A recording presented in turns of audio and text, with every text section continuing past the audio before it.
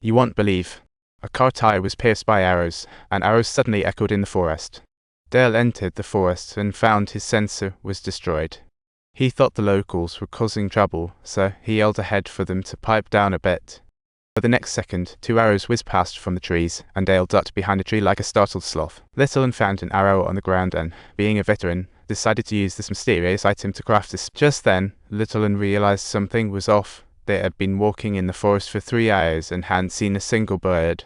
The forest was eerily quiet, while on the other side, Jack and Little were filming a blockbuster. Little suddenly realized it was super strange. Walking for 3 hours without seeing a single animal made the whole forest feel too quiet for comfort. Meanwhile, Jack and Little were executing their dramatic resistance, while Jack was focused on filming. The director, eager to boost ratings, had specially briefed Little to charm Jack, but Jack couldn't care less. He just wanted to win the game. After saying this, he ditched Little, but she wasn't having it. Seeing Jack wasn't even glancing her way, she set her sights on the director. What neither of them expected was that a pair of eyes in the nearby woods was fixated on them, and after a few minutes, they had finished their battle. Little wanted to soak up the sun. The director sauntered off with a camera on his shoulder. The wife of the man in the forest caught him peeking at the beauties and slapped him a few times. Little heard the commotion and quickly got dressed, but it was too late. Subtitle: The woman, consumed by rage, lunged at him wildly with a knife in hand, while Little and poor Si were leisurely enjoying their meal on the other side. He stumbled upon a hunter's camp. Little thought it might be a trap for the game, but poor Si insisted it was a perks gift from the crew. The barbecue on the wreck was irresistible. In the end, both couldn't resist and decided to head back to camp to share this feast with their teammates. Little stumbled upon a mysterious house in the woods.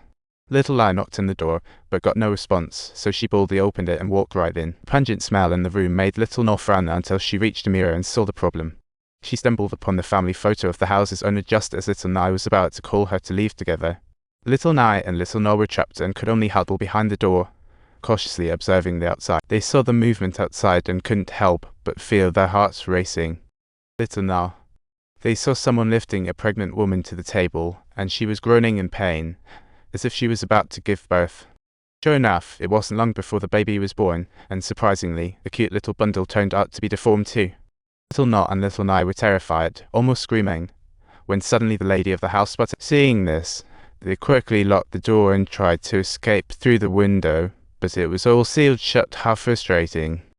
They piled a mattress against the door to buy themselves some time, desperately seeking another way out.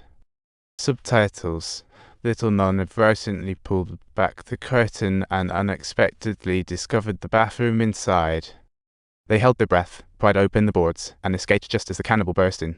Once they escaped, they dashed forward without looking back. It was a real make-or-break escape. Little watched helplessly as Little fell, but she couldn't stop. If she exposed herself, it would be disastrous. She quickly thought to herself, the cannibal hadn't caught up to her. But wait, the cannibal found Little's dropped headset on the ground. Little was hiding behind the wall, scared to make a sound, and I was so anxious I could hardly breathe. Especially when the cannibal's family drove up to pick her up, with Little's corpse hanging off the hood. The cannibal was munching on tasty chicken feet, and after finishing, he tossed the remains right in front of Little without a care. Only when the cannibal drove away did Little feel safe enough to rise and search for help. Meanwhile, the other 3 were still oblivious, nestled together enjoying the food they'd smuggled back from camp. They gazed up, dreaming about the future, even discussing how to spend their prize money after winning the game. A true daydream. Suddenly, Little burst from the trees in a fluster, babbling about Little being dead and how there was a cannibal in the mountains. She urged them to leave quickly. We need to go, ASAP. Max survival rule. However, Kyung-sai didn't believe her, thinking Little was just trying to pocket the prize money for herself, taunting her.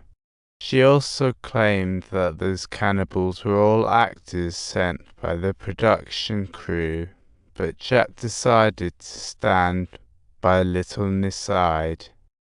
Subtitles: Jack made the decision to leave along with her. which made Gyeongsai so thrilled that she almost jumped up. As long as they left, she could claim all the prize money for herself. Then, Little suddenly shouted, pointing at the barbecue. Everyone realized that the meat had a tattoo of Sister Jinba on it. No wonder it tasted so good earlier. Gyeongsai was flabbergasted at the tattoo, and now everyone just wanted to get the heck out of there. Jan kept wandering the forest, trying to find a way out, when suddenly everyone heard distant screams from a woman. It turned out to be a trap laid by the cannibal.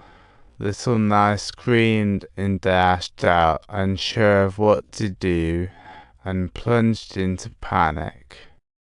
Little Nye ran desperately, but accidentally fell into a cannibal's trap. What an ultimate survival move. Jack and Little, thanks to their fitness levels, easily took down 2 cannibals and dashed away like crazy. Jack found Little Nye missing, so they split up. One searched for her and met in an abandoned place. Jack sprinted the way he came and found Little Nye, struggling hard to climb out of the pit. But the cannibal pursued them in a car, and they ran all the way to the cliff edge before leaping into the river below.